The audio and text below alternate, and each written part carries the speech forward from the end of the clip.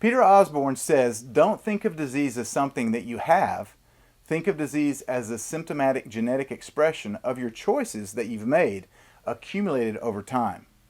Learn from today's video about how making the right choices for your body, chemically, physically, and spiritually plays an important role in preventing disease. It's time to take responsibility for your health, your body, and make the right choices for a disease-free life. When you're in your mind, in your mindset of your genes not being bad, but your choices are bad, if you're learning bad choices and thinking that those choices aren't bad, then you're making bad choices unintentionally, right? There's a saying, you don't know what you don't know.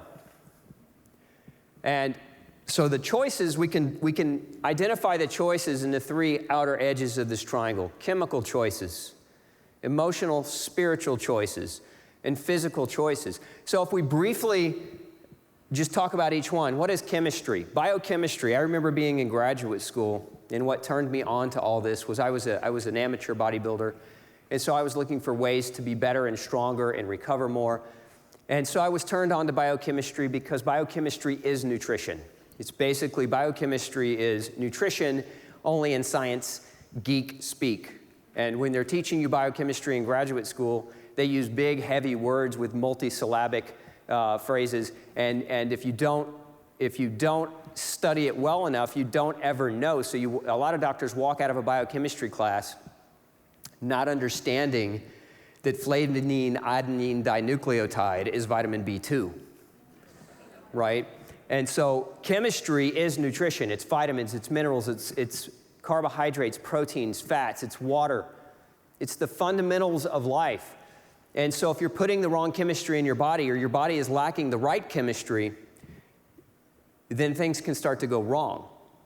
And those are choices. You get to choose what you put in. Now, sometimes you don't get to choose. If you live in Houston like me, there's 42 prescription medications found in the drinking water after the city gets done filtering it.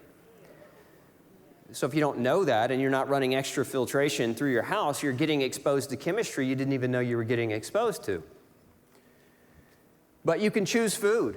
You can choose where it comes from. You can choose who farms it. You can choose where you buy it, right? So these are choices that we have, chemical choices. And then there's physical.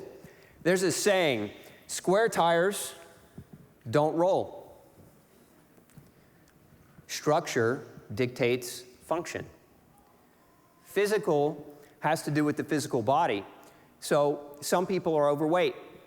Some people are underweight. Some people are underweight and under-muscled. Some people are overweight and under-muscled. Some people are overweight and over-muscled. There's all kinds of combinations here, but the physical characteristic of the human frame is very important, and the physical attributes and the things that you do physically are very important. How many of you have a desk job? How many of you sit 4+ hours a day? Most of you in the room. So understand that sitting like that creates cancer. It's a physical choice, but chronic sitting suppresses cerebrospinal fluid circulation. So it prevents your brain from getting adequate nutrition. Chronic sitting causes a suppression of lymphatic fluid function. You guys know what the lymphatic system is? It's how we fight cancer. So if you're sitting, physically sitting for long periods of time over the course of a day, and you multiply that job times 30 or 40 years before you retire, you've spent literally years sitting, suppressing lymphatic fluid. So physical has to be equally as important as chemical. And then there's emotional, spiritual. We live in a world today where it's almost become unacceptable to be spiritual. We live in this kind of, I think it's an Alice in Wonderland type of world sometimes. Up is down and down is up. But you've got to be right in the head, and you've got to be right emotionally and spiritually. And some people have history of trauma.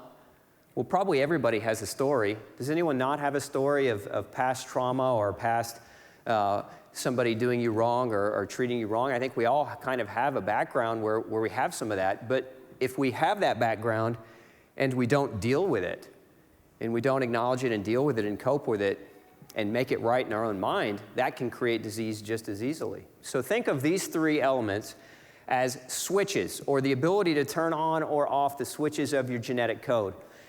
There's a concept of disease. We all get told, we go to the doctor, we have this disease. You have X, Y, or Z disease. And what I want you to understand is you don't have a disease. What you have is a genetic expression that is adapting to your poor choice.